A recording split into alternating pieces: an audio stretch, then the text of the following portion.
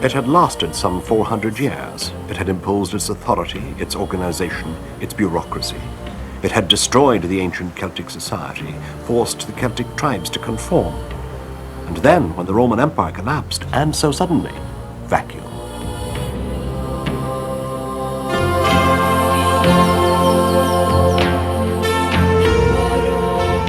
The people who lived where the Romans had ruled were still technically citizens of Rome. Now they had no substance, no real identity of their own. Rome had at least given protection and order and stability.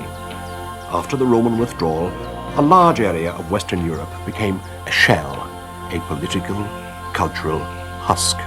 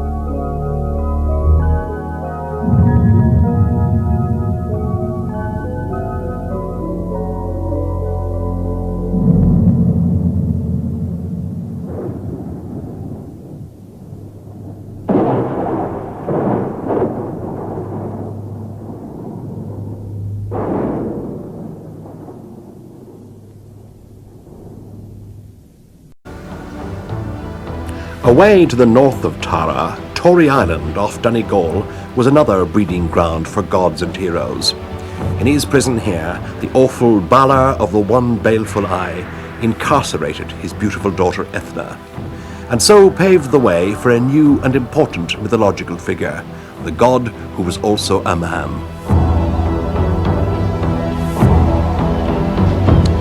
Isn't it strange? They lived in their own epics and they died in them.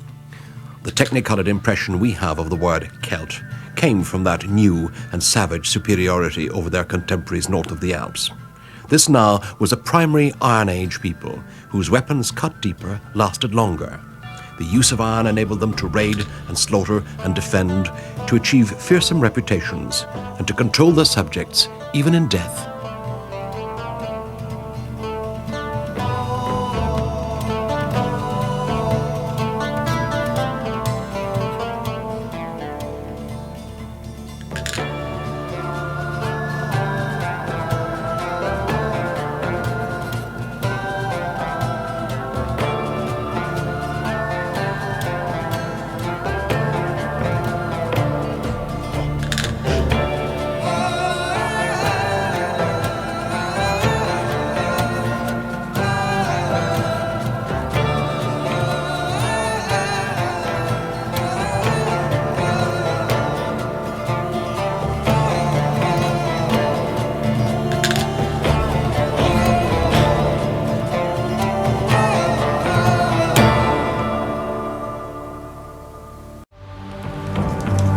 One of their diversions involved playing with death, Several ancient writers described how the Celts sometimes engage in single combat at dinner. Assembling in arms, they have a mock battle drill and a mutual thrust and parry.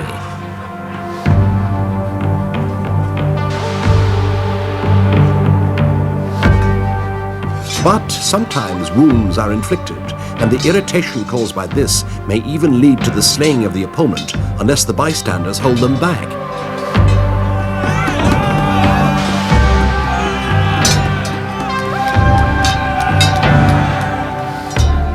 In most cases, though, it was show, young lions sharpening their claws.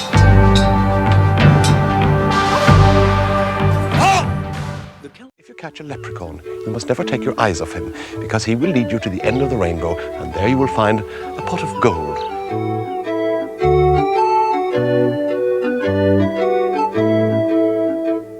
And for many, it is literally a pot of gold. Celtic tradition has been manipulated and distorted into a souvenir culture. Ancient legends and heroic deeds, romantic tales, all of these get turned into tourist attractions. Take Tintagel in Cornwall, for instance, associated with Merlin and Arthur. Tintagel has all the ingredients: an ancient castle, a rugged shore, a perfect stop for the tourist bandwagon.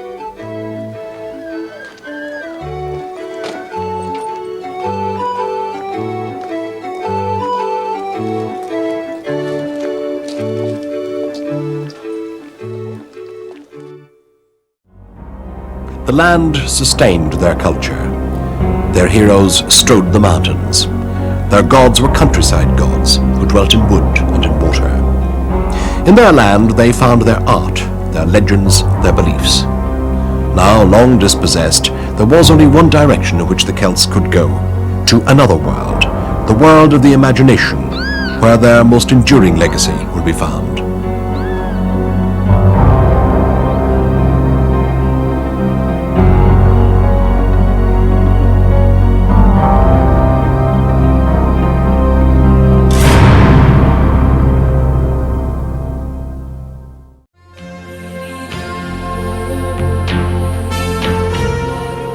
The comparison is probably unfair.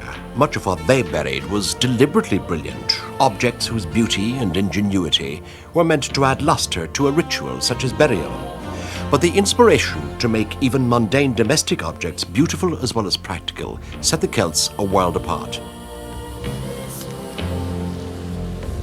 The discoveries at La Tène in 1858 changed the world's understanding of the word Celt. The archaeologists came to the conclusion that the La Tène find was not a grave or a huge sacrificial offering, but that it contained the relics of a Celtic dwelling place.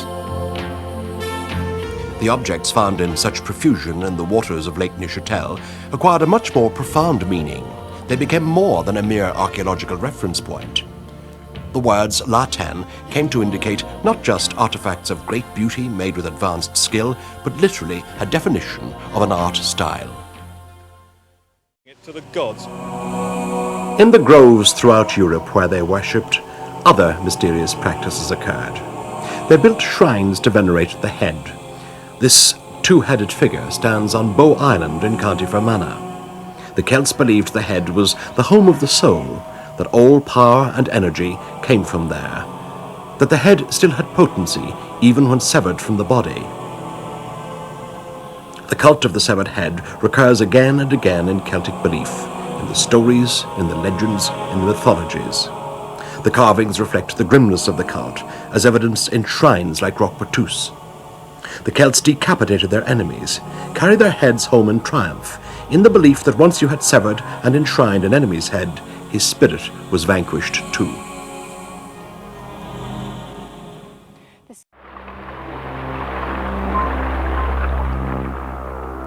No civilization can survive its own fragmentation, and the means of expression within a fragmented civilization, its values, its roots, its traditional place in the world, that culture will eventually become empty, barren, derelict, neglected.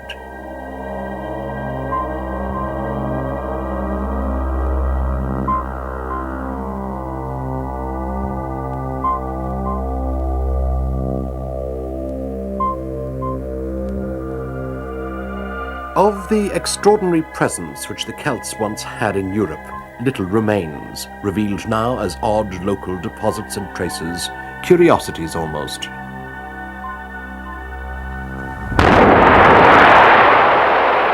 The pressures of other cultures had devastating effects upon the fathers of Europe.